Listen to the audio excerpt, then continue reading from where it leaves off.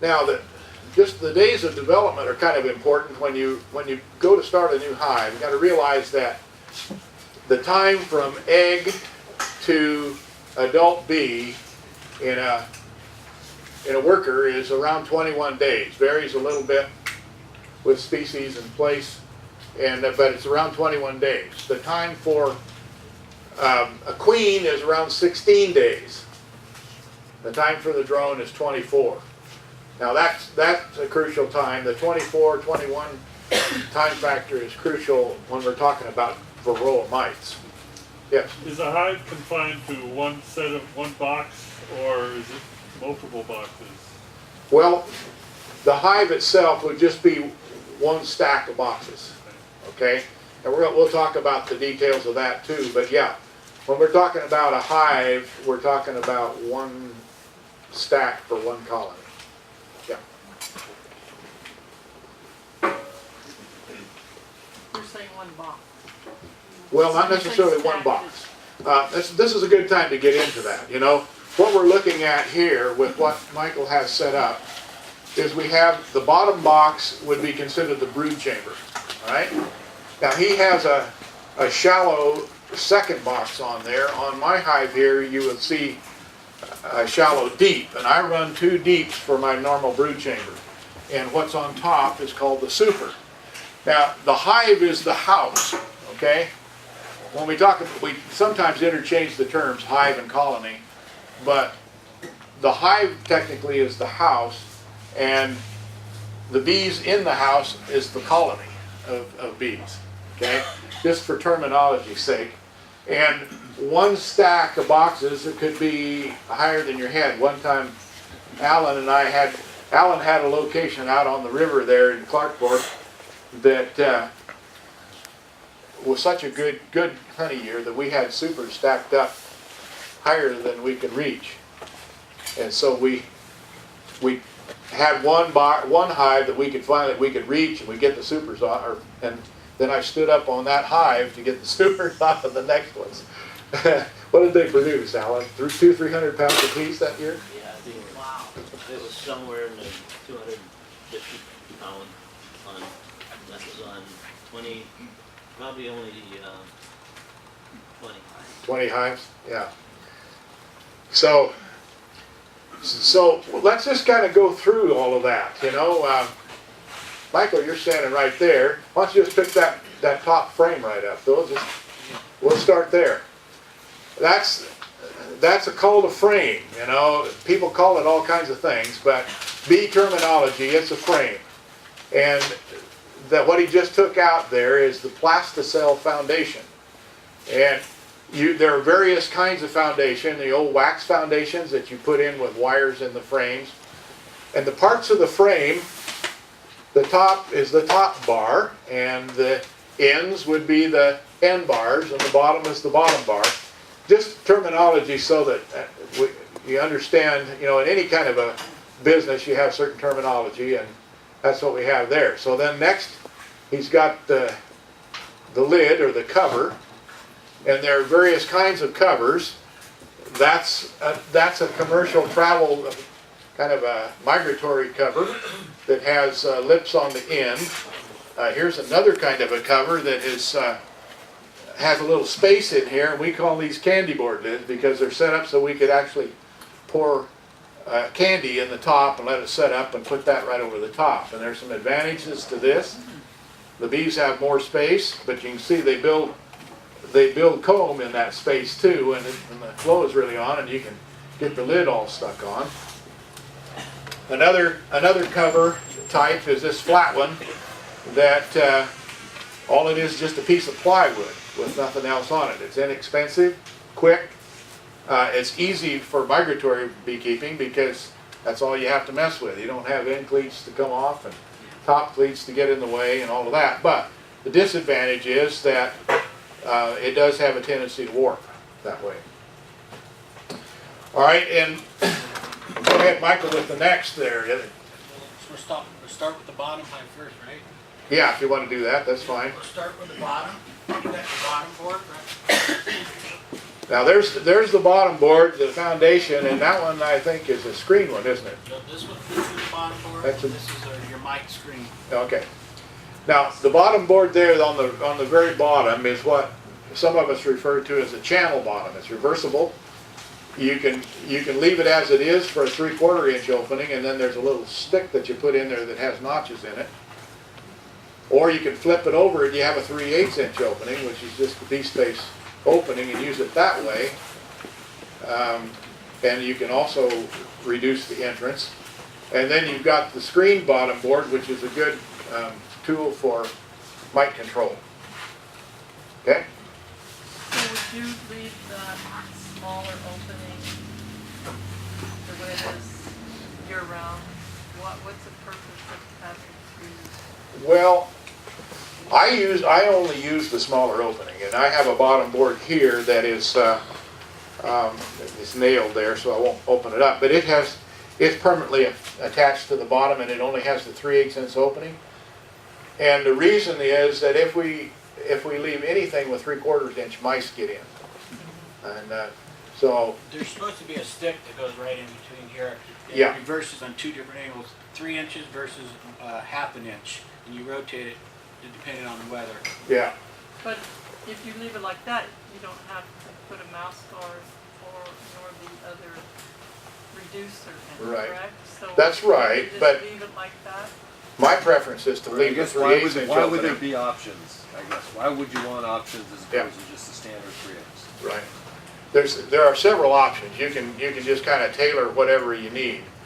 But see, we've been commercial beekeepers and traveling a lot, and so you want it as easy as you can for that. And we have little sticks that we can slide right in there that are 3/8 inches thick, and we can close down the entrance as much as we want. Now, a lot of guys are putting a permanent blockage across the bottom here, that a stick that would go in, say, clear to here, and just leave a 4-inch opening or something. And that's permanent. They do that all the time. That's fine. I mean, it depends on what you're doing with your bees, whether you want it wide open or not. With this 3/4 inch opening like he has it now, there's a stick that goes in there that flops around, and you can have a 3/8 inch opening that's only 2 inches long or 4 inches long or whatever you want. So, yeah. See on the front there is called a Boardman feeder, and you can use those in the entrance and put a mason jar in there. You can put pint, quart, half-gallon there if you want in that. The advantage to that is you can see the feed, and it's easy, and you don't have to disturb the hive. Inside is the inline feeder, which is what we use, and those are available from the different beekeeping suppliers, and Michael handles them here. And they hold about 3/4 of a gallon, close to a gallon really. I usually only put about 3/4 of a gallon in them of liquid feed, 50/50 syrup. That's the advantage there, is that it's right inside the hive. There's no hazard of robbing. The bees can get at it as they need. Disadvantage is sometimes they drown in there, and there's texture on the sides, and sometimes they have a little cap, what they call a cap and ladder now, that you can put down in there, and there's a screen down in there where the bees walk in on the screen and get their feed. Another advantage for us commercially is that they're easy to fill. You can put them at the center of the hive, and when you pull the lids off on a pallet, you're just pull them to the side and put the hose in, and away you go. Okay? Can I ask you a question back to that stick? When you're adjusting it so that there's a different size opening, are you adjusting the ventilation, or are you keeping things out, or what's the point of adjusting it? It's both. It's a smaller area for the bees to defend their hive, but you're also adjusting the amount of air going in, the airflow in the hive. Now you need ventilation, and with a screen bottom board like that, you'll see in the video that we're going to watch he leaves his screen bottom board on year round, Even in the winter? even in the winter. And a lot of people do that. So nothing's on the bottom at all except that screen? Even these winters? Even these winters. Yeah. The bees are amazingly hardy. They, the bees keep their cluster warm. They don't keep the whole hive warm in the wintertime. And so what happens in the wintertime when it gets cold is the bees just start hugging each other a little closer and a little tighter the colder it gets. And so the ball gets tighter, and they keep the ball warm. They don't keep the whole hive warm. Ventilation is absolutely necessary because you do not want moisture in there. The cold is really not the problem, but cold and moisture is deadly. So you have to keep some ventilation. Do you guys in Clark Fork wrap your hives in the winter? I'm sorry? Do you wrap your hives in the winter in Clark Fork? We don't, but the fellow in the video does. So we'll see how he does it. And that again is a preference. This thing falling off.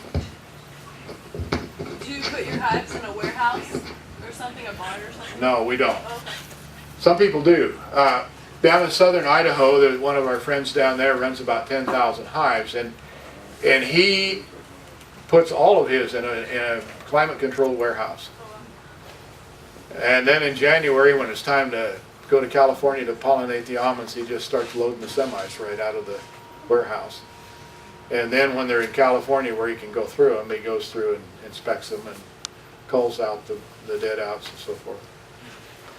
But if you put them in warehouses, you need to be careful about that. Climate control is important.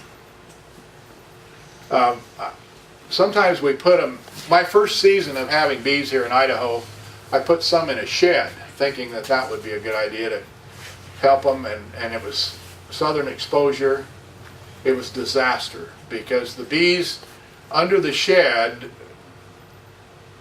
warmed up earlier in the spring than the others, and they would fly when they shouldn't be flying, and they were just all over the snow. Whereas the ones that wintered outside that did much better. I lost 30% that winter, and the fellow that sold me the bees clued me in. He says, you've got to have better ventilation and leave them alone. I was worried about their feed. I had come from California, and we left a certain amount on down there, and winter wasn't a problem down there.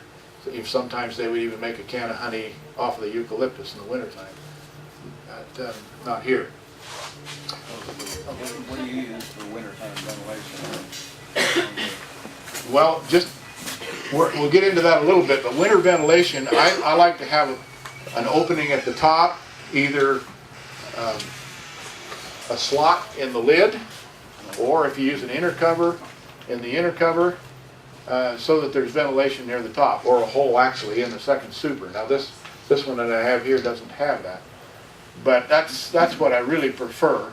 And then, depending on the strength of the colony, I may stop it down at the entrance, or I may just leave it wide open.